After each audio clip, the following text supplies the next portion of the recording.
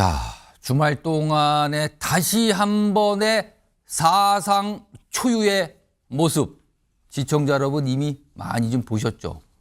오늘 뉴스와이들은 이 얘기요 깊숙하고 그리고 넓게 한번 차근차근 짚어볼 예정입니다. 자, 오늘 이 주제 좀 다뤄보기에 세 분 모셨거든요. 우선 김성태 전 국민의힘 원내대표 나와 계시고요. 예, 그리고 최재성 전 청와대 정무수석 자리에 계십니다. 그리고 이경윤 변호사 나와 계십니다. 안녕하십니까. 우선 토요일이에요. 토요일 오후 그 상황 아까 영상으로 시청자 여러분께 다시 한번 전해드렸는데 화면으로 좀 정리해 보겠습니다. 이겁니다. 8일 토요일이죠. 서울구치소에서 석방이 돼서 나오는 윤석열 대통령 모습. 뭐 이렇게 언론에서는 저런 숫자를 또 따집니다. 2분 54초가량을 걸었다. 약 90m. 뭐 걸음걸이로 치르면은 뭐 한 80보 정도 된다 그러네요. 또 정확하게 따져 보면은요. 감사 인사 여러 차례 했어요. 90도 고개를 숙이는 모습이 여러 차례 나왔거든요. 손도 흔들고 환호하는 지지자를 향해서 뭐라고 얘기하는 모습도 있었고요. 자, 그런데 요 밑에 부분입니다. 원래 윤석열 대통령은 석방되면서 서울구치소 앞에서 지지자들과 만나서 직접 연설을 하고 싶다 그랬다 그래요. 그러나 경호처 입장에서는 이게 여러 가지 상황이 혹시 발생할 수 있어서 난색을 표했고요. 대신에 석방된 이후에 구술 메시지가 언론에 공개되면서 이걸로 대체를 했다는 거예요. 직접 연설, 그러니까 마이크를 잡고 할 수도 있는 상황이 있었다는 거죠. 지금 저기서요. 자, 이 얘기 좀 해보겠습니다. 김성태 전 원내대표께요. 예. 그럼 윤석열 대통령은 왜 서울구치소에서 나오면서 직접 연설을 하고 싶은 마음이 들었을까? 그리고 만약에 마이크를 잡았다면 그 자리에서 어떤 얘기를 하려고 했을까요? 52일 동안 구속 수감되어 있으면서 정말 지난 금요일 같은 경우는 윤석열 대통령 입장에서는 만감이 교차하는 그런 석방이지 않겠습니까? 그런데 지난 이 언동 설안에도 자신의 체포구금을 석방하라 그러고 또 탄핵 반대를 예치해온 그 지지층들에게 정말 그 서울구치소 깜빵 안에서 느꼈던 그 감사하고 고마운 마음은 이루 행용할 수가 없는 거죠. 막 그런 측면에서 그런 우여곡절 속에서 또 이제 서울구치소를 나오는 그런 또 자유의 몸이 됐지 않습니까? 그런 측면에서 이제 지지자들에게 감사 인사드리고 또 한편으로는 자신의 구속과 관련해서 수감되어 있는 그런 분들의 조속한 그런 석방도 기도하는 그런 물론 구술 메시지에 그 내용도 포함되어 있습니다만 주로 그런 내용으로 그동안 감사하고 고마운 마음을 전하는 거지 다른 뭐 정치적 메시지를 저기서 담아내려고 한 그 의도는 없었다고 해요. 설사 마이크를 잡고 연설 형태로 했더라도 어떤 정치적 메시지를 구체로 내지는 않았을 거다. 고마움, 감사움, 그다음에 지금 수감된 사람들의 안타까움 뭐 이 정도 얘기했을 거다 이런 건데 실제 그게 공개된 구술 메시지는 그런 내용 주로 그게 종이로 치면 A4지 한 2장 정도 됐거든요. 주로 그런 내용이 담겼습니다. 자, 석방이 됐어요. 그리고 석방 당시에 여당 의원들 몇몇을 만나기도 했습니다. 그러면서 이런 얘기들이 지금 전해지고 있어요. 들어보겠습니다. 일단 나와 있는 분들한테 정말 고생 많다, 수고하셨다, 감사하다 이런 뜻을 전했고 특히 많이 배우셨다. 구속기간 52일 동안 많이 배우셨다라는 말씀하십니다. 거기서 52일간 구속기간 중에 예를 들어 임종원 행정처장이었죠. 임종원 씨. 그분하고도 그분하고 친했던 것 같더라고요. 그분들 양수의 대법원장 심지어 이재영 그분들의 얘기를 다 들으신 거예요. 교도관 분들하고 대화를 통해서. 최재성 전 주석님, 일단 구속기간 52일 많이 배웠다. 이 얘기를 지금 윤상현 의원이 반복해서 많이 배웠다는 얘기를 하더라. 윤 대통령이. 그러면서 양승태 전 대법원장, 그다음에 임종원 전 법원행정처차장 이름을 언급했어요. 이건 어떻게 좀 봐야 됩니까? 구체적으로 또 어떤 특정 인물의 이름을 얘기하면서 뭐라고 이걸 봐야 되는 상황일까요? 지금 저 얘기가 나온 거는. 아시다시피 윤석열 대통령은 검사 출신 아니에요.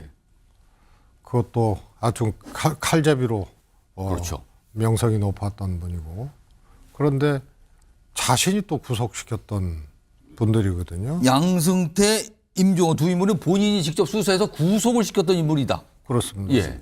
그래서 이제 검사들이요. 예. 검사 그만두고 변호사 하면은요. 제일 먼저 하는 얘기가 이 검찰이 이렇게 문제 있는 줄 몰랐다. 이 얘기를 한대요. 밖에 나가서 본인이 변호사로 개업을 하게 되면 뭐 처지가 바뀌어지고 뭐 환경이 바뀌어지니까. 예. 그래서 윤석열 대통령이 자신이 구속시킨 사람까지도 그렇게 얘기하면서 또 구속 기소에 대해서 많이 생각했다. 또 이런 얘기를 했거든요. 과거에 본인이 구속 기소했던 많은 인물들이 떠올랐던 건가요? 그 안에서 본인이 그런 처지가 그러면서 되니까. 그 제도 얘기까지 한 거예요. 구속 기소에 대해서 많은 예, 예. 걸 생각했다. 그래서 결국은요, 윤석열 대통령은 자기 처지와 조건 중심으로 그때그때 생각하는 사람이에요. 감탄고토죠.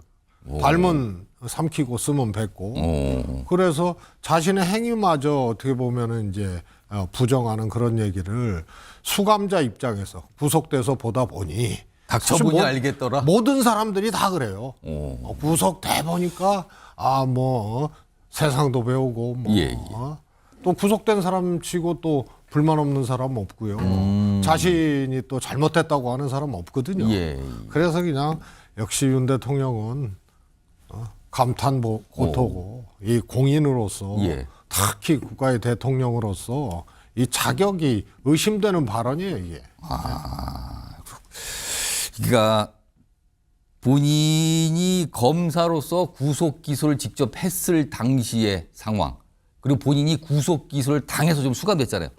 그게 막 교차되면서 여러 가지 많은 인물이 떠올랐다. 그리고 많이 배웠다라는 표현으로 이게 반복적으로 설명이 나왔는데 이런 사항이 있었습니다. 자, 그런데요. 아까 뉴스와이드 시작을 하면서 어젯밤에 국민의힘의 지도부의 투톱을 관저에서 만났다고 제가 시청자 여러분께 소개해 드렸는데 그와 관련된 오늘 설명이 좀 있었어요. 여당에서 나온 설명 들어보겠습니다.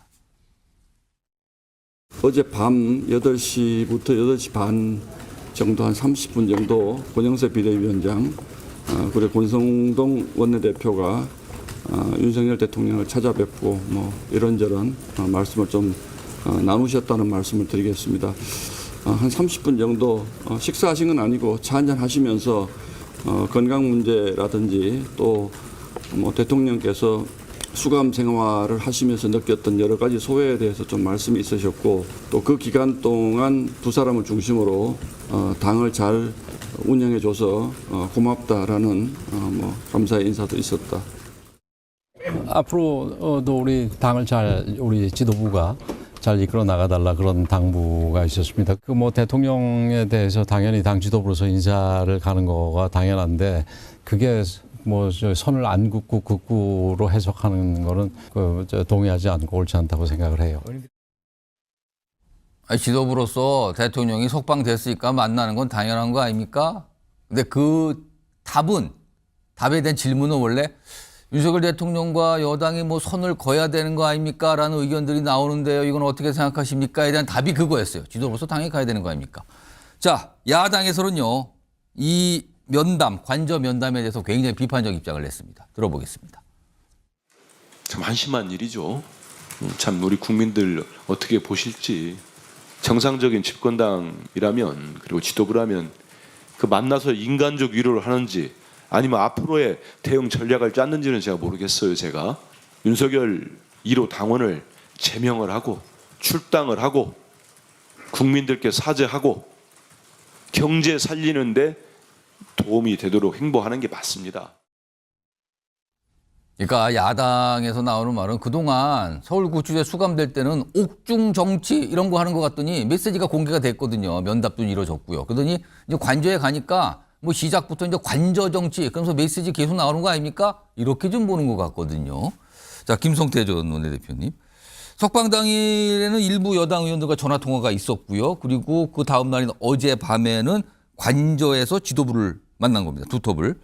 향후에 이렇게 되면은 여당 의원들이 관저를 찾아가서 계속 면담하고 싶다라는 요청을 하고 면담이 이루어지고 이러는 거 아닙니까 혹시? 두 가지 이제 측면에서 볼 건데요. 예. 어제 같은 경우는 이제 윤석열 대통령을 배출한 집권당으로서 예. 도리를 한 거죠. 그래도 50일 동안 어제 그저께 구속 취소 결정을 한 재판부에 판단대로 공수처는 불법 부당한 수사를 한 것이고 또 수사 근원도 없는 그런 수사 주체가 돼가지고 한마디로 50일 동안 불법 구금 체포된 그런 상황이 있겠습니까? 결론적으로는 예. 그런 측면에서 인간적으로 또 당의 또 우리 집권당 공당의 도리로서 윤석열 대통령이 그동안 수고한 거 고생했다. 예. 그런 이상이 이해도 하는 것이고 앞으로 윤석열 대통령이 지금 현직 대통령으로서 직위는 유지하고 있지만은 예. 그 직은 지금 배제되어 있지 않습니까? 멈춰든 직무가 정지된 상태죠. 배제돼 있거든요. 그런 상황에서 뭐 당정 협의를 해가지고 뭐 당 해난이라든지 또 국정 해난에 대해서 집권당이 어떤 뭐 입장을 가지 그런 뭐 정무적인 관계를 논하고 그런다면은 예. 이 비판을 받아도 할 말이 없어요. 그렇지 간접정치다 뭐다. 예. 그렇지만 어제 같은 경우는 이제 석방되고 난 이후에 당의 투톱이 그 동안에 이제 그 고생에 대해서 그 어려움에 대해서 위로한 자리고 또 예. 대통령 입장에서도 그동안 당이 당은 이런 거죠. 사법 절차의 정당성과 그리고 네. 현재 재판의 정치적 편향성을 걷어내는 그런 측면에서 역할과 노력에 대해서 감사하다는 그런 또 윤석열 대통령으로서는 그런 표현 그 이상 이하도 아닌 것이고 문제는 여기서 이 당은 저분들은 당의 투톱 대표 예. 선수지만은 그렇지 않고 흔히 말하는 앞으로 전당대회에서 당권을 희망하는 사람이나 또 만일 조기 대선이 오면은 조기 대선판에 뛰어들어서 쉽게 말하면 윤심팔이를 하려고 하는 그런 선수들의 쉽게 말하면 자기 정치를 조심해야 되는 것이죠. 국민의힘 입장에서는 예. 대통령께서도 이게 현재 탄핵 심판을 앞두고 있습니다. 예. 그리고 지난 금요일 서울중앙지법의 그 판단은 일시적으로 인신구금 구속에 대한 판단이 있은 것이 일시적 판단이죠. 예, 판단의 나머지 형사 재판 절차는 그대로 남아 있는 거기 예. 때문에 극도의 절제를 통해서 국민의힘이 집권당으로서 국민들에게 신뢰를 가지고 앞으로 역할을 할 수 있는 그런 측면에서 윤석열 대통령이 정말 절제된 그런 처신이 진중한 또 간저에서의 생활 이런 부분이 중요한 거죠. 최영성 수석님, 지금 민주당의 한민수 대변인 아까 발언이 좀 영상으로 소개해드렸는데 거기서 보면 뭐 혹시 뭐 탄핵 정부 관련해서 뭐 대응 전략 논의한 거 아닙니까? 어떻게 합니까? 약간 의심, 약간 이런 발언까지 있었어요. 혹시 향후에 윤석열 대통령 글쎄요, 이거는 너무 좀 뭐랄까요, 좀 그럴까 싶기도 한데 혹시라도 집회 현장에 등장을 하거나 아니면 집회 현장에 참석하시는 분들을 향해서 메시지를 내거나 하는 이런 모습이 혹시라도 있을 수 있다고 보십니까? 저는 뭐 현장에 직접 참여하는 거는 몰라도 예. 메시지는 낼 수 있다고 보거든요. 집회 현장에 있는 분들을 예, 위한 예. 메시지. 우선요. 면회를 갔었잖아요. 구속돼 있는데도. 그렇죠. 국민의힘 지도부가. 지도부 갔었어. 그런데 석방되자마자 또 투톱이 갔다. 이건 뭘 의미를 하냐면요. 예. 구속돼 있는 상태에서도 윤 대통령이 계엄 직후에 또 탄핵돼 국회에서 탄핵 의결됐을 예. 당시에 아주 급락했던 지지율. 정당과 윤 대통령에 대한 선호도가 급락했던 지지율이 어느 날 반등을 해가지고요. 예. 민주당하고 거의 박빙으로 가고 그렇습니다. 혹은 크로스된 적도 있었단 말이에요. 그러면서 소위 말해서 완전히 극우 폭력적인 시위대에 국민의힘이 업혀가고 끌려가는 그런 형국이고 그 중심에 윤석열 대통령이 있었단 말이에요. 근데 구속돼 있는데도 그랬는데. 예. 근데 구속되고 안 되고의 차이는 정치적으로 엄청나거든요. 그래서 첫 번째, 탄핵이 된다. 예. 그래도 구속은 안 돼 있는 상태예요. 그렇게 지금 상태로 하면 그렇죠. 네. 예. 그다음에 탄핵이 인용된다. 예. 기각된다. 기각된다. 그러면 당연히 구속되지 않은 상태에서 대통령을 하는 거예요. 복귀를 하게 되는 거죠. 그렇죠. 그래서 인용이 돼서 탄핵된다 하더라도 불구속 상태이고 이미 윤석열 대통령의 강력한 영향력에 예. 올라타서 이 행보를 해왔던 예. 그런 국민의힘 입장에서는요. 그냥 윤석열 대통령의 정치가 본격적으로 시작된 거예요. 그래서 구속과 아닌 구속이 아닌 상태의 정치적 차이는 엄청난 거거든요. 예.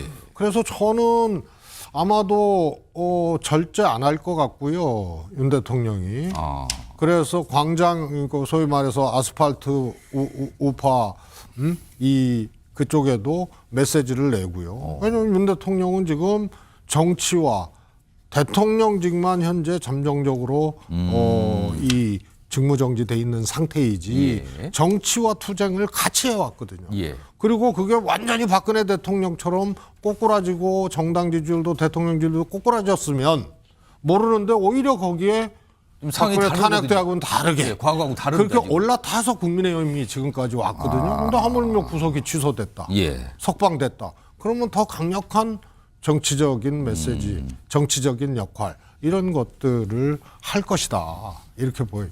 그러니까 수감 상태에서 여당 의원들의 면담이 좀 있었죠. 그리고 뭐 어느 정도 있다가 중간에 이제 더 이상 면담을 안 하겠다라고 해서 이제 지속이 된 상태인데 석방된 이후에 지도부가 관저에서 면담을 했다는 내용. 이걸 가지고 좀 민주당에서는 비판적 입장. 그리고 여당 내에서는 아니 오랜만에 나 석방된 대통령한테 인사도 하고 안부도 묻고 그러러 간 취지입니다. 뭐 이런 설명 맞서는 거죠.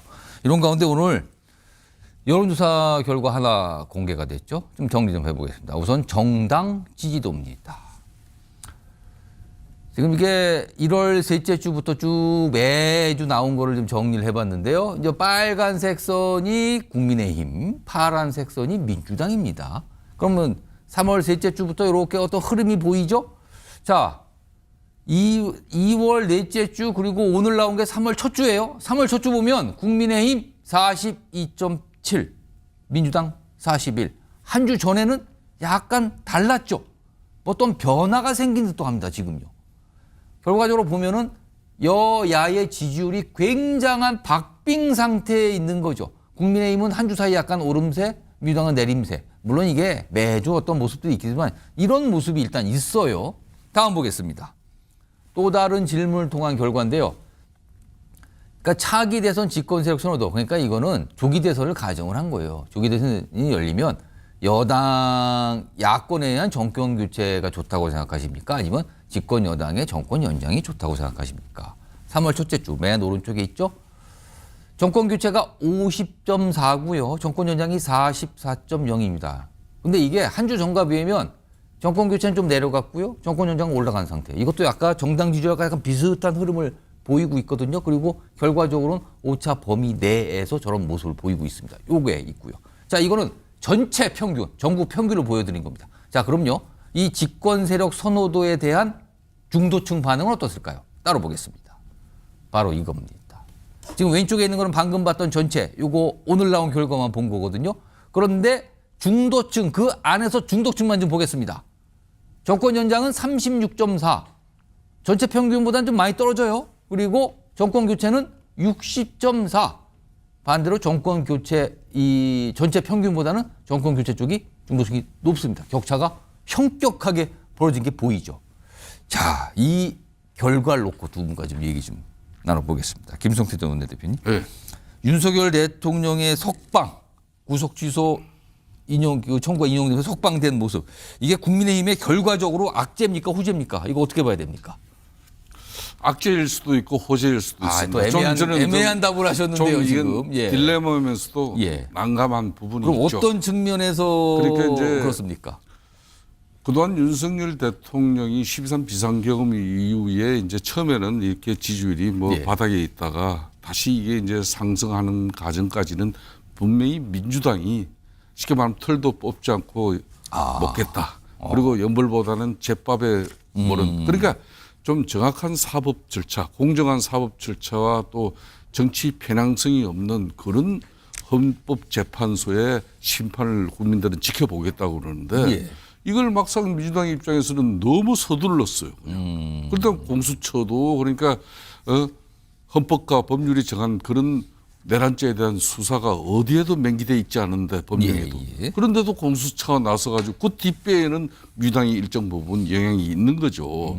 그런 부분과 또 심지어 헌법재판소에 이제 심판을 하기 위한 그런 준비기일 과정에도 국회에서 탄핵소추 의결되는 그 내용에는 내란죄가 분명히 들어앉아 있는데 예. 이걸 빼자. 그걸 뺀 이유는 헌재에서 탄핵 심판을 빨리 가기 위해서 예. 물론 이 행사 내란죄 부분은 법원에서 행사 재판에서 다뤄야 될 문제지만은 예. 이걸 헌재 재판관들이 자연스럽게 가르마를 타가지고 이거는 법원 이건 헌법 위반 사실에 대한 부분은 예. 이거는 우리 헌재 이렇게 판단할 건데 이걸 마치 헌재 재판관 헌재 측하고 탄핵 소추 준비팀에서 이걸 같이 뭐 예, 예. 그런 내용들이 사실상 국민 여론을 움직인 겁니다. 그래서 여러 가지 이제 그게 좀 그런데 덧났다는 이제- 얘기도 나오고 막 그랬어요. 그런데 이제 국민들은 이 특히 중도 무당층 같은 경우는 예. 상식순이라는 게 있어요. 임계점. 예, 예. 어디까지 주장하고 어디까지 행동하는지. 그걸 이제 서부 지원의 그런 난입 사건이라든지 또 이런 정가운 정가운 목사. 이런 집회를 통해 가지고 우리 또 국민의힘 정치권의 지도자들이 거기 나서 가지고 상당히 원색적인 뭐 정치적 입장을 가지고 예, 예. 이런 부분에 대해서 중도층은 또 생각이 또 달라지는 거거든요. 예. 이런 부분에 대해서 지금 현재 바로 저런 여론조사가 그대로 나오고 있는 거죠. 그러면은 악재입니까 후재입니까 이게 설명을 듣고 그래서 보니까 아까 저 이야기했듯이 딜레마입니까? 윤석열 대통령께서 계시는 그 관제에서 저 개인적인 생각은 어떤 경우든 강저 정치. 그러니까 윤석열 대통령의 쉽게 말하면 국민의힘이 포켓 정당으로 각인되어지고 비춰지는 모습 제일 위험하다는 그건 안 된다. 그건 안 된다.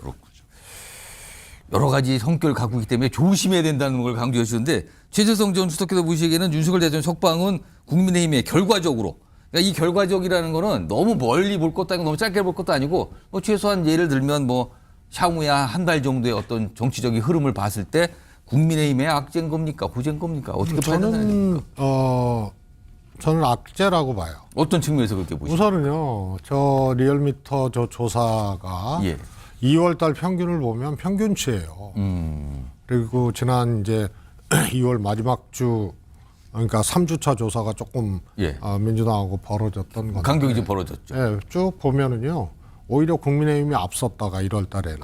조금 내려가는. 그러다가 접전인 형태로 2월 1, 2, 3, 1, 2주가 그렇습니다. 진행이 됩니다. 거기 숫자가 붙어 있어요 지금. 2월 1, 2, 3주가 예. 그리고 마지막 주가 조금 벌어지고 예. 그래서 저거는 평균치라고 보는데요.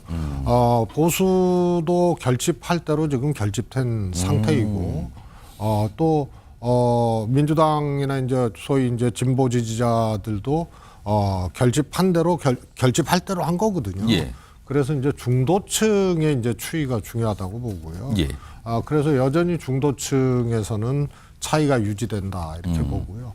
또 아시다시피 ARS는 적극적인 다시 말해서 윤 대통령 탄핵에 분개하고 예. 막 이랬던 이제 이 보수적인 분들이 결집한 그런 것들이 적극적으로 그러니까 반영된 거고. 리얼미터 조사는 ARS 조사, 그러니까 자동응답 전화니까 네, 적극적으로 답을 할 의사가 있는 분들이 그렇습니다. 얘기를 한 거다 저거는. 그 다음에 이제 면접원 조사, 예. 이제 갤럽 조사나 이런 거는 훨씬 더 민주당과 지지율 차이도 벌어지고 그건 약간 또 성격이 정권 좀- 조치 조사 방법에 차이가 좀 있다. 차이가 예. 있고요. 그래서 저거는 평균치 이상도 이하도 아니고요. 7일 날 구속 취소가 결정됐잖아요. 예. 인용이 됐잖아요. 예, 예. 재판부에서.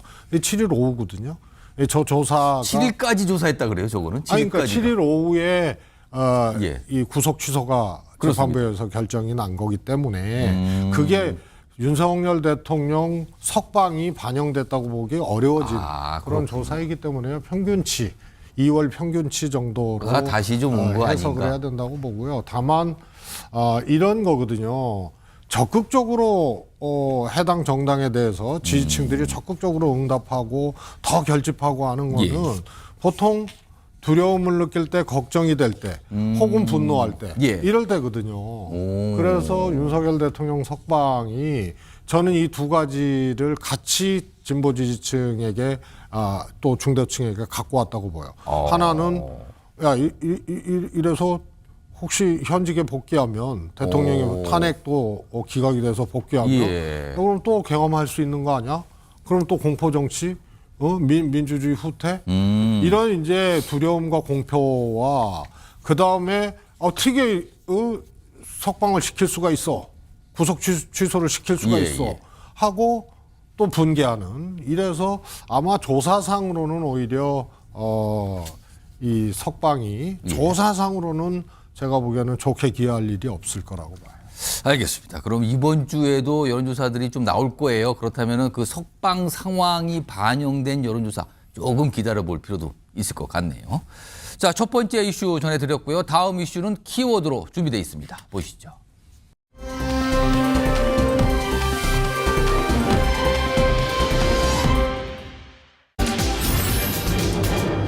유신헌법을 말하니요. 심우정 검찰총장, 그러니까 검찰총장이 지시를 통해서 석방 지휘, 그러니까 윤석열 대통령을 구치소에서 석방해야 된다. 구속상태 석방하라. 이렇게 지시한 거잖아요. 근데 본인의 결정에 어떤 근거를 설명하면서 유신헌법 얘기를 꺼내놨거든요. 오늘 출근길에. 자, 그럼 그 모습, 목소리 들어보겠습니다. 구속 집행 정지, 또 구속 취소에 대한 즉시 항고 제도는 52년 전에 이른바 유신 헌법 시절 국회를 해산하고 비상 입법 기구에 의하여 도입된 제도인데, 기존의 헌법재판소에 의해서 보석과 구속 집행 정지에 대한 즉시 항고는 2차례 위헌 결정이 있었습니다. 영장주의와 적법 절차의 원칙, 과잉 금지의 원칙에 위반하기 때문에 위헌이라는 명확한 판단이 있었고. 자, 저런 설명을 꺼낸 거예요. 자, 이건 이경민 변호사가 좀 집중적으로 한번 따져보겠습니다. 그러니까 구속 상태를 해소하는 거, 뭐 집행 정지든 뭐 취소든 이거 하여튼 그 해소와 관련해서 검찰이 할 수 있는 권한이 즉시 항고라는 권한이 있어요. 그 이의 제기를 하는 거죠. 그래서 상급법원에 문제 제기를 하는 건데, 이걸 놓고 이게 유신 시절에 도입된 제도, 그러니까 유신 헌법이 도입되고 그때 당시에 제도다. 이 뜻은 문제가 있다라고 지금 얘기한 거잖아요. 본인은 그걸 알고 있기 때문에 이번에 그걸 행사하지 않은 거다라는 설명이었어요. 자, 그렇다면 앞으로 검찰이 유사한 사례가 지금 윤석열 대통령의 이 구속 취소 뭐 법원의 결정 이런 등등 사례가 나올 경우에는 즉시 항고를 안 하겠다는 겁니까? 그럼 앞으로 검찰은? 그러니까 이게 어쨌든 이제 보석이라든지 아니면 구속 집행 정지라든지 예. 이렇게 구속 취소, 결국 이 세 가지가 본질적으로는 이제 구속 상태, 구금 상태를 해소를 하는 것이거든요. 해소하라는 거잖아요. 예, 근데 이제 이게 해소가 될 때 검찰이 불복할 수 있는 절차로 즉시 항고를 이제 유신 정권 시절에 이제 도입을 했었습니다. 예. 그래서 그렇게 되면 결국에는 이제 구금 상태가 유지가 되는 거죠. 그렇습니다. 그래서 상태가 유지가 됐는데, 근데 그 이후에 보석에 대해서 이렇게 이제 즉시 항고를 하고, 그다음에 이제 구속 집행정지에 대해서 즉시 항고를 하는 것이 결국은 이 부분에 대해서 헌재에서 다시 한번 판단을 해봤는데, 예. 이 부분이 어떻게 보면 이제 법원의 결정을 검찰에서 이제 뒤집는 것이 되는 것이고, 예. 그리고 신체의 자유를 영장에 의해서만 제한을 하라고 했는데 즉시 항고를 통해서 결국 이제 신체의 자유를 제한하는 그런 결과가 되다 보니까 예. 그래서 헌재에서는 이 부분에 대해서 이제 위헌 결정을 했었습니다. 그래서 보석에 대한 즉시 항고가 삭제가 됐고, 그다음에 이제 구속 집행 정지에 대한 즉시 항고가 삭제가 됐는데, 그 부분이죠. 그 그렇습니다. 부분은 좀 위헌이라고 해서 이제 안 하게 된 건데. 맞습니다. 근데 이제 구속 취소에 대해서는 이 즉시 항고 규정이 이제 남아 있었던 지금 살아 있는 거죠, 그게. 그렇습니다. 지금도 남아 있고요. 예. 그래서 지금 상태에서는 남아 있기 때문에 즉시 항고를 할 수는 있는데, 예. 즉시 항고를 해서 만약에 이 구금 상태를 유지를 하게 되면 이후에 나중에 헌법재판소에서 다시 한번 이 부분에 대해서 이제 뭐 결정을 하는 그런 과정이 됐을 때, 예. 이 부분이 결국 이제 또 위헌으로 날 가능성이 크다. 그러니까 기존의 이제 보석이라든지 이런 구속 집행령에 대해서 즉시 항고가 폐지된 것을 보면, 여기 연장선 상에서 이 구속 취소에 대해서도 이렇게 계속해서 즉시 항고를 두는 그 제도의 이 취지를 그대로 이제 갖다 붙이게 되면 어떻게 보면 똑같이 이제 위헌 결정이 날 가능성이 크니까, 예. 어떻게 보면 이런 측면에서 지금 상태에서 이 위헌성에 대해서 이제 논란을 계속 갖고 가기보다는 예. 그냥 이제 법원에서 이렇게 결정을 한 바에 따라서 검찰에서도 이제 똑같은 취지대로 석방지휘를 한 것이 아닌가. 그래서 결과론적으로 따지게 되면 나머지 다른 사건에 있어서 만약에 이렇게 구속 취소를, 사실 구속 취소를 신청하는 경우도 드물긴 하거든요. 근데 만약에 이런 게 있으면 앞으로 계속 이거는 즉시 항고 안 한다는 뜻입니까? 그렇게 되면 이 취지에 따르게 되면 예. 아마 이제 같은 논리로 이제 접근을 해서 구속 취소가 되는 결정에 대해서는 검찰 입장에서 즉시 항고를 해서 이제 불복하는 것은 사실상 이제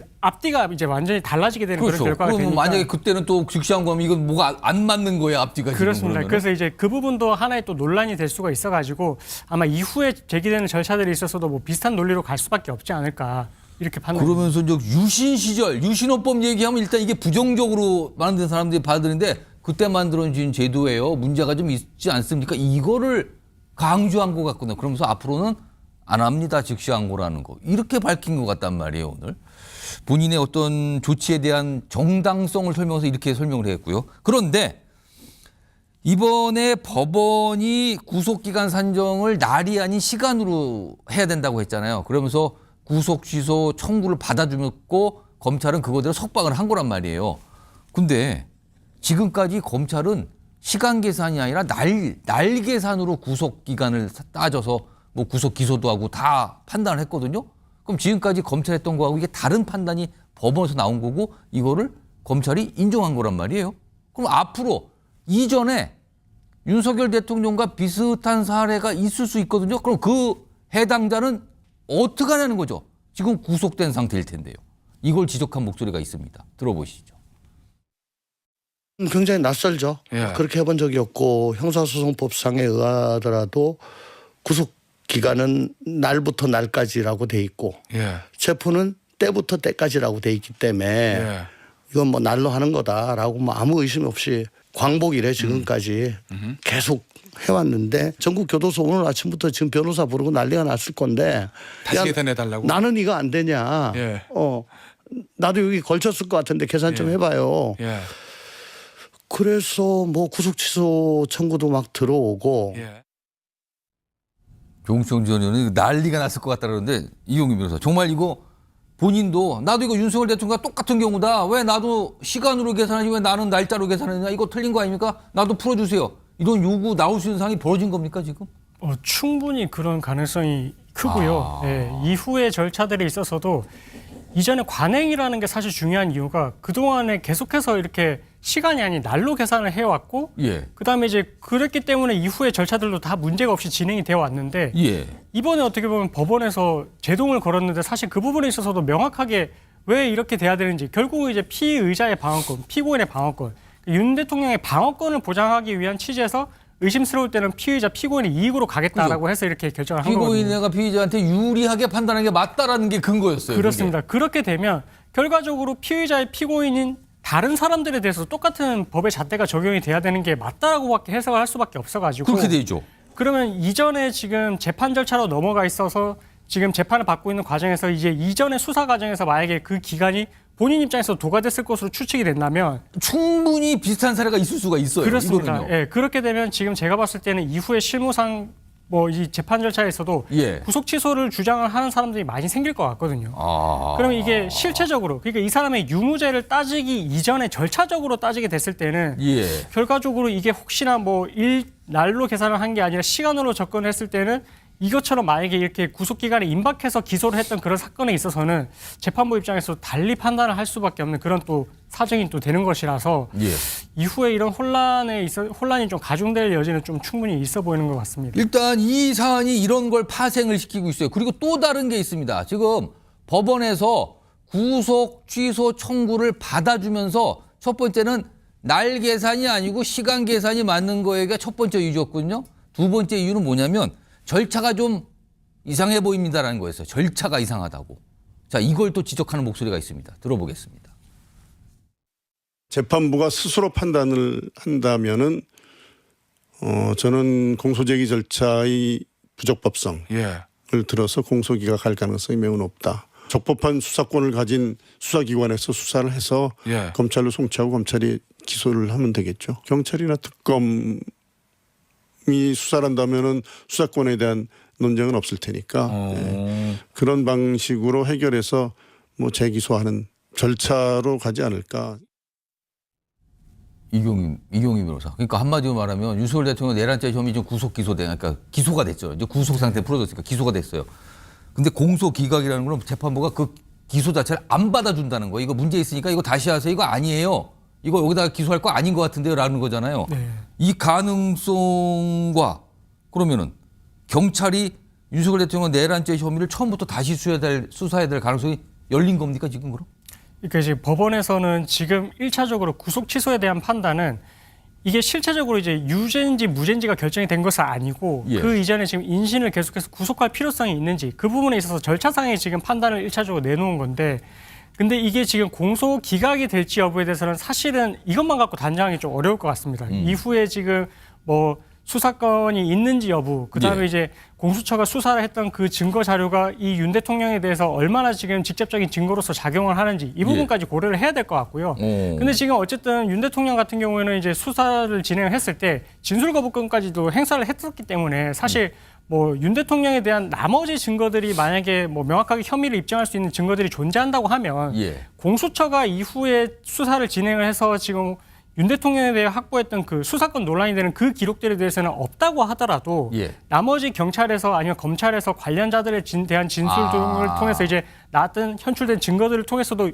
유죄 혐의를 입증을 할 수도 있는 부분이거든요. 예. 그래서 지금 당장의 단박에 이게 지금 수사건이 사실 뭐 수사건에 대해서도 일단은 이 부분에 대해서는 아직까지 명확하지 않다. 예. 공수처에 내란죄 수사건이 없다라고 명확하게 판단을 한 것은 아니고 애매하고 지금 대법원에서도 이 부분에 대해서 판단을 한 것이 없기 때문에 오히려 지금 이 석방을 해서 이 부분에 있어서 한번 좀 명확하게 해보자. 그러니까 이제 검찰에서도 그렇고 어쨌든 윤 대통령 측에서도 이제 의견서를 통해서 계속해서 주장을 할 텐데 결국은 이 상태에서 방어권은 보장을 해주지만 예. 내란죄에 대한 수사건이 있다라는 게 만약에 이제 확인이 된다면 그 이후에 되는 증거들에 대해서는 당연히 이제 증거를 통해서 유죄 혐의를 인정할 수가 있고 혹시나 만약에 내란죄 수사건이 없는 걸로 간다 하더라도 나머지 현출된 객관적인 증거 자료들 그다음에 관련자들의 진술을 통해서도 혐의가 인정이 될 수 있으면 유죄로도 갈 수가 있어가지고 지금 당장에 이게 공소기각 판결을 할 정도로 절차상의 중대한 하자가 있다. 이렇게 보기에는 조금 애매한 것 같습니다. 아, 요게 이제 정치권에 나오기 시작했는데 요거는 이제 재판부가 이것도 판단할 거예요. 그러니까 참 수사가 어렵게 온 것 같아요. 지금까지 보면 여러 가지 절차상의 문제와 논란이 계속 지금까지도 이어진 겁니다.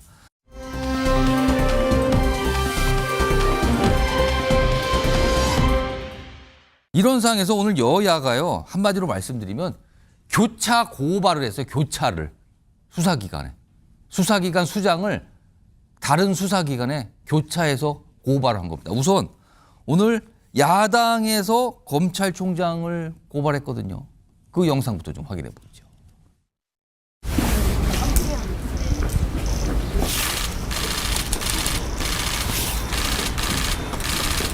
공수처에서는 이 고발장을 토대로 진지하게 수사를 신속하게 진행해서 심우정 검찰총장을 반드시 법정에 세울 것을 촉구할 것입니다.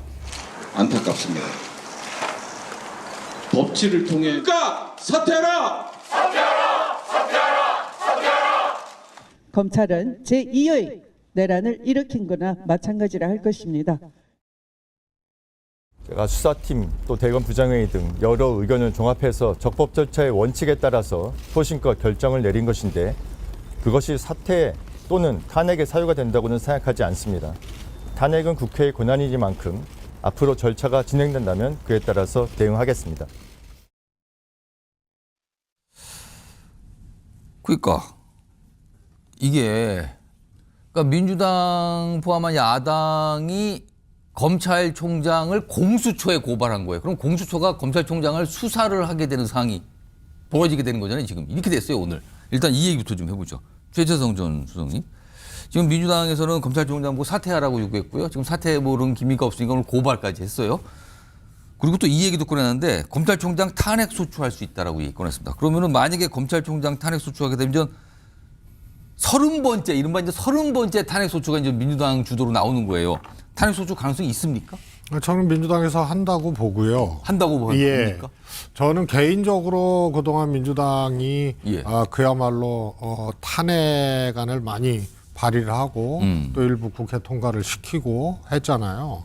그런 것이 정치적으로 볼 때는 썩 좋은 방식이 아니다라고 얘기를 했는데 예. 이번에 검찰총장의 경우에는 좀 다르거든요. 대통령이 하여튼 내란죄 혐의로 구속된 상태, 예. 또 탄핵이 지금 헌재에서 진행되고 있는 상태에서 납득할 수 없는 행위를 한 거거든요. 그게 이제 크게 두 가지인데 검찰의 수장 아니에요. 예. 그래서 날 단위로 계산하던 거를 시간 단위로 해서 구속 취소 인용이 됐는데 예. 그러면 앞으로 초 단위로 초시계 들고 초 단위로 또 해야 되는 거 아니에요? 예. 그리고 그동안 실무 편람에도 나와 있고 검찰에 보면 이 구속기간 때문에요. 그 일종의 자동으로 구속기간을 산정해주는 그런 이제 일종의 이제 장치들을 해놓고 하거든요. 지금까지 그렇게 해왔다는 거단 말이에요. 검찰은. 네, 그렇습니다. 예. 그리고 2015년 검찰직 그 공무원 선발 시험에도 예. 그게 나왔어요. 아, 이런 사지선다용으로 나왔어요. 난로 계산에다가 예, 나왔습니까? 2일이냐, 3일이냐, 몇 시간이냐, 뭐 이런 식으로. 그래갖고 정답이 날수 계산이에요. 그런데 검찰 수장이 저거에 대해서 즉시 항고를 안 했다. 예. 그것도 위헌으로, 그건 자의적 판단 아니에요. 위헌일지 아닐지. 그렇죠. 위헌 소송이 제기된 것도 아직 아닌데. 직접적 위헌 그걸 소송이 본인이 예단을 해서 그렇게 얘기를 하고, 앞서 얘기한 구속 집행정지나 이런 거하고 구속 취소는 완전히 다른 성격이거든요. 앞에 것은 일종의 과정 중에 구속을 집행 정지를 하는 거고 예. 다시 또 구속시킬 수 있는 거예요. 예. 예를 들어서 상을 당했다거나 뭐 그렇죠. 일시적으로. 예. 그런데 이거는 종국적 처분이거든요. 구속 상태에 대해서 취소한다는 거는. 그렇습니다. 그래서 이건 잠시 나갔다가 다시 들어오는 게 아니에요. 그래서 이거는 위헌이라고 예단하는 것도 잘못이지만 앞에 내린 위헌적 판결하고는 이건 성격이 좀 다른 거고요. 그리고 지금 특수본이 있잖아요. 예. 이거에 대해서 검찰이 수사하고 검찰이 기소한 것도 있어요. 예. 그럼 이거 어떡할 거예요? 그다음에 특수본은 직무를 중지시킬 수가 없어요, 총장이. 예. 그런데 특수본에서 뭐라 그랬죠? 이거 구속 취하됐을 때 나 이거 즉시 항고하겠다. 특수본에서. 그렇죠. 그러니까 총장이 자기 소신대로 했다고 스스로 얘기를 하잖아요. 예. 이거 특수본 직무를 정지시킨 거거든요. 그래서 총장은 민주당이 그전에 했던 탄핵 사안하고 이거는 근본적으로 다르고요. 총장으로서 제가 보기에는 단순히 직무수행이나 이런 것이 부족한 것을 넘어서서 법률이라든가 또 이런 것을 저는 위반한 아주 구체적인 사례이기 때문에 저거는 자진 사퇴 안 하면 탄핵으로 갈 수밖에 없고요. 정치적으로도 앞서 뭐 다는 아니지만 앞서 빈번한 탄핵 소추, 예. 빈번한 이제 탄핵 의결, 예. 이 발의 이거하고는 정치적으로도 좀 다르다. 좀 다른 내용이 되겠습니다. 일단 민주당의 모습 그리고 최혜성 전 수석께서 민주당의 생각을 지금 잠깐 설명을 해주신 것 같거든요. 이런 상황에서 국민의힘은 오늘 공수처장을 또 고발했어요. 검찰에요. 일단 그 모습 관련된 모습이 준비되어 있습니다. 확인해 보겠습니다. 민주당의 조직적 증언 회유 협박권을 속이려고 했던 비열한 행태들에 대해 형사 고발합니다. 국민의힘 위원들 연명으로 오늘 오동훈 공수처장을 형사 고발합니다. 오동훈 공수처장은 내란죄 수사권이 없는데도 불법 체포 구금을 일삼았습니다. 네, 오늘 오후 3시경 대검찰청에 고발할 예정입니다. 이렇게 된 겁니다. 정리 좀 해보죠. 오늘 여야가 각각 고발을 한 건데요. 국민의힘은 공수처장을 검찰에 고발했고요. 민주당 등 야 5개 정당은 검찰총장을 공수처에 고발한 겁니다. 김성태 전 원내대표. 이게 참 이상한 상황이 됐어요, 지금요. 이상하지만은 예. 이게 이제 바로 사법 체계의 과도한 이 정치력의 그 영향력이 이런 큰 혼란을 불러일으키는 겁니다. 저는 민주당 입장에서는 완전히 자가당착에 빠졌죠. 그 문재인 정권에서 이 공수처의 설립은 많은 법조인, 법학자들 그리고 대한변협에서도 이 공수처는 만들어지면 안 된다. 예. 일대 사법체계에 혼란이 발생할 것이다. 그게 정확하게 맞아떨어진 거죠. 그런 측면에서 민주당이 만일 이번 서울중앙지법에서 구속 취소 결정한 이 내용을 심우정 검찰총장이 그걸 존중하고 예. 그렇게 해서 석방지휘를 했다고 해서 이걸 탄핵을 또 시킨다. 그리고 또 공수처에 고발한다. 예. 이거 한마디로 지나가는 모두 웃을 짓이에요. 그게 자가당착이죠. 아니 말로 구속 취소 결정은 법원에서 했는데 예. 법원에게는 아무 소리 하지 못해요. 예. 그 아무 소리 하지 못하는 이유가 이제 3월 26일 공직선거법 항소심이 이제 앞두고 있는 이재명 대표가 그걸 의식한 것 때문인지 모르지만은 아니 구속 취소 결정은 법원에서 했는데 예. 그 법원의 결정을 존중한 검찰총장을 예?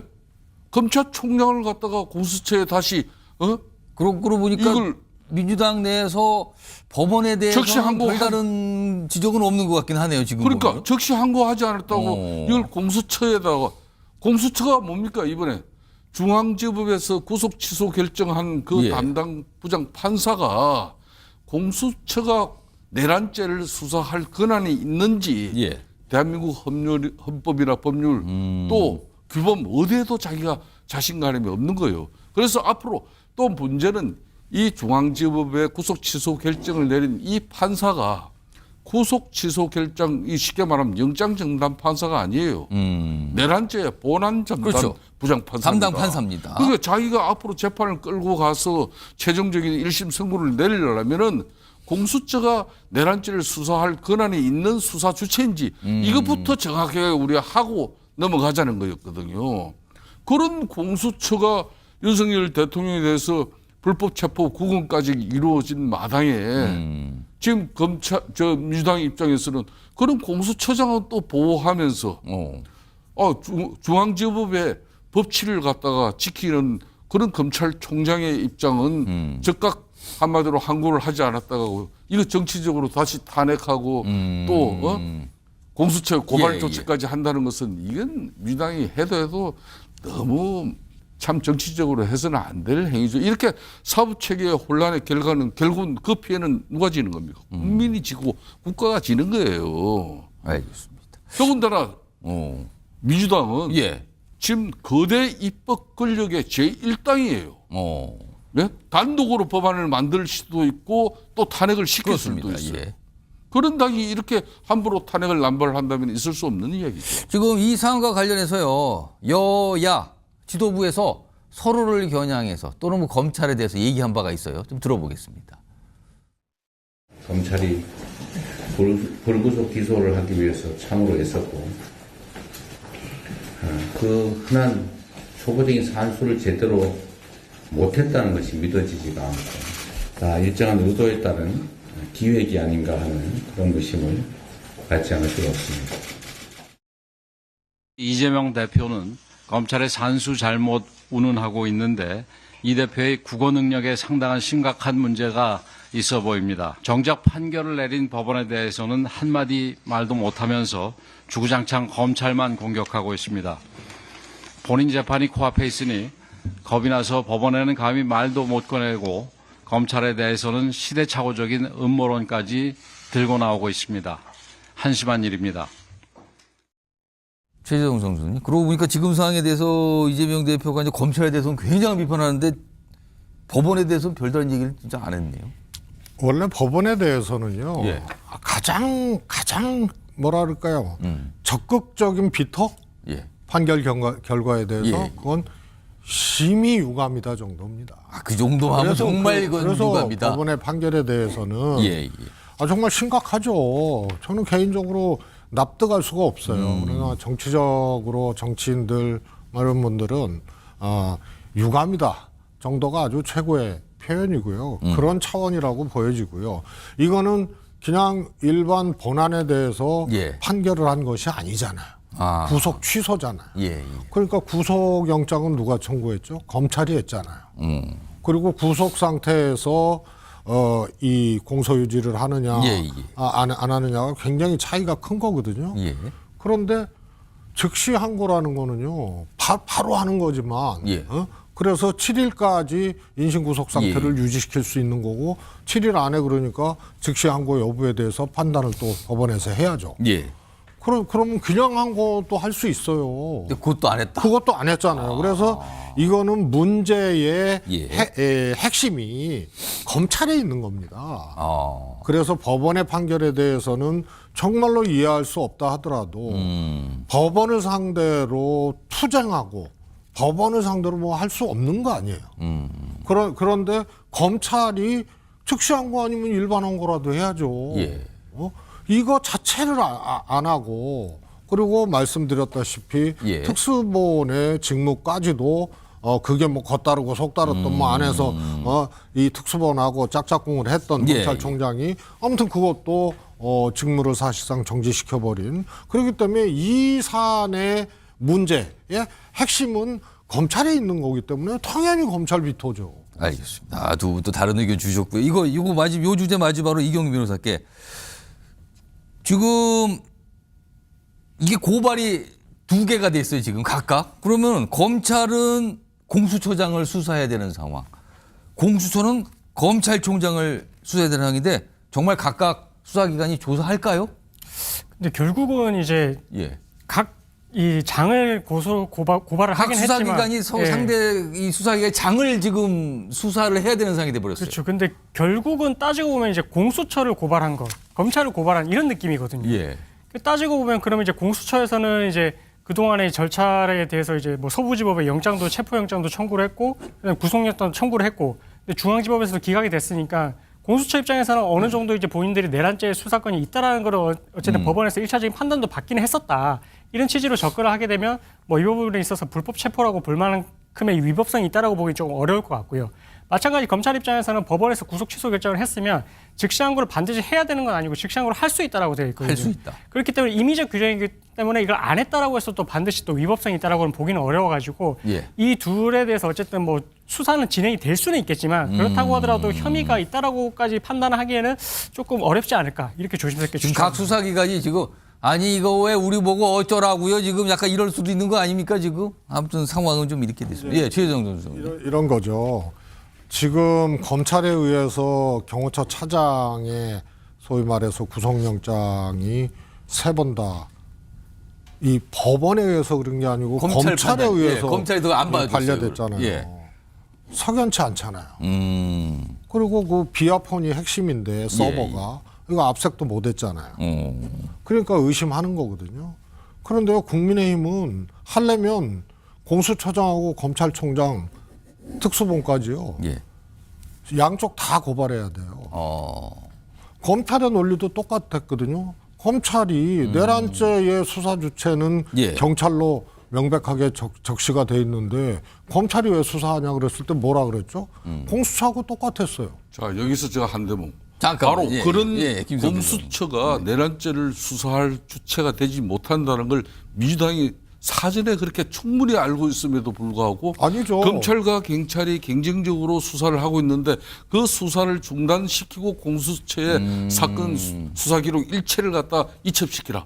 그 주장을 누가 했습니까? 공수처가 한 것이고 그 뒷배경에는 잠깐만요. 민주당의 정치 권력이 있었던 거예요. 자, 그걸 왜 부정합니까? 자, 잠깐만요. 그래서는 제가 한 30초 드릴게요. 30초씩만 드릴게요. 그러니까 말씀하세요. 검찰이 수사했고 검찰이 기소한 사람 있잖아요. 내란의 우두머리는 윤석열 총장으로 적시돼 있고 그러면은 내란의 주요 종사자들 있지 않습니까? 대부분 검찰이 수사하고 검찰이 기소했어요. 군인들 몇 명 빼고는. 김용영 국방장관 마찬가지잖아요. 그러면 여기도 고발해야죠. 자, 그리고요. 제가 한 말씀만 더 드릴게요. 잠깐만. 제가 민주당이 검찰 수사한 거 공수처에 넘기라고 그 말 듣고 검찰에서 남겼어요? 아니 언제부터 민주당이 알겠습니다. 검찰 위에 최고 지휘자 김성태 전 수십 년 동안 아까 이제 검사들 이렇게 뭐 소양 교육할 때도 시험 문제에도 날일 계산이 있었다. 이거 이야기했잖아요. 자, 그게 그 이런 중요한 재판 결정을 하는 데는 원칙적으로 이번 구속 취소 결정을 한 재판부가 시간까지 정확하게 이렇게 판단을 해야 된다. 그렇게 해서 인신구금에 쉽게 말하면 구속영장을 실질적으로 취소해버리는 그런 결정을 한 거예요. 중앙지법이 어떤 데냐 하면은 윤석열 대통령의 구속영장을 발부한 법원이 중앙지법이에요. 그 중앙지법의 또 판사가 이 구속 취소 결정에 또 하는 그 판사라는 것은 그만큼 이 사안의 중요성을 가지고 있다는 것이고 두 번째는 지금 이제 공수처 같은 경우는 불법 부당하게 이렇게 내란죄 수사 주체가 될 수 없는 걸 자신들이 그걸 강행한 거예요. 거기에 대한 법률적인 판단을 갖다가 지금 내란죄 재판을 전담하고 있는 담당 판사가 이걸 공수처 내란죄 수사가 적합한지 이거는 상당히 의문이 가고 내가 이대로 재판을 끌고 간다 그러면 자기는 공소기각까지 할 수 있다는 그 판단하에 이런 결정을 하는 거예요. 제 얘기는 그런 논리라면 그걸 정확하게 알고 가셔야 그런 검찰총장도 고발해야 된다는 얘기고 이거는 꼭 그렇게 수사권이 없다. 라고 단정하기 그러니까 어려운 최수성이 점이 있어요. 심우정 검찰총장도 뭐냐면 잠깐만요. 검찰총장으로서 잠깐만요. 두 분 말씀이 대통령 겹치고 있어요. 잠깐만요. 즉시 항고하고 잠깐만요. 또 석방지휘를 예. 할 두 가지를 권한을 다 가지고 있어요. 아니, 그 문제는 중에 그 문제로 하나를 선택한 걸 하더라도 가지고 잘못했다고 잠깐만. 탄핵한다면 최성 전 수석께 제가 검찰과 민주당의 자의적인 공수처에 판단이죠. 내란죄 수사권이 있느냐 없느냐의 예. 문제는 국민의힘은 없다고 얘기를 하는 거고요. 그럼 이게 민주당은 예를 들어서 있어요? 뭐 이게 뭐 부정식품 유통해가지고 예. 그걸로 내란죄 하는 게 아니고요. 대통령이라는 계엄을 선포할 수 있고 또 내란에 이제 우두머리로 적시돼 있는 이것의 이제 불법성 반헌법성 예. 이거를 가지고 직권남용으로 바로 내란죄하고 직결이 된 거기 때문에 예. 수사할 수 있다라는 것이 검찰이나 공수처의 입장이에요. 알겠습니다. 똑같다는 거죠. 알겠습니다. 거기에 대한 저도 마지막적인 10초만 드릴게요. 예. 거기에 대한 잘못된 판단이 있었다는 걸 이번에 후속 취소 결정을 한 정담 알겠습니다. 부장판사가 알겠습니다. 내린 결론이 두 그 분- 결과는 존중해줘야죠. 두 분 마저 요거 그러니까 치열한데요. 상급심의 판단을 받아야죠. 알겠습니다. 알겠습니다. 판고를 통해서. 두 분이 그냥 갑자기 이걸로 토론을 아주 그냥 뜨겁게 해주셨어요. 자.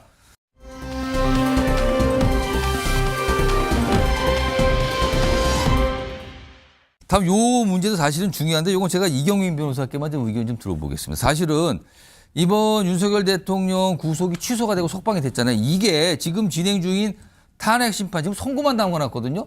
이거에 영향을 주는가 안 주는가, 변론을 다시 한번 해야 되는가 안 되는가, 늦춰지는가 안 늦춰지는가, 이걸 지금 따지고 있거든요. 여야 목소리 완전히 달라요. 일단 들어보겠습니다.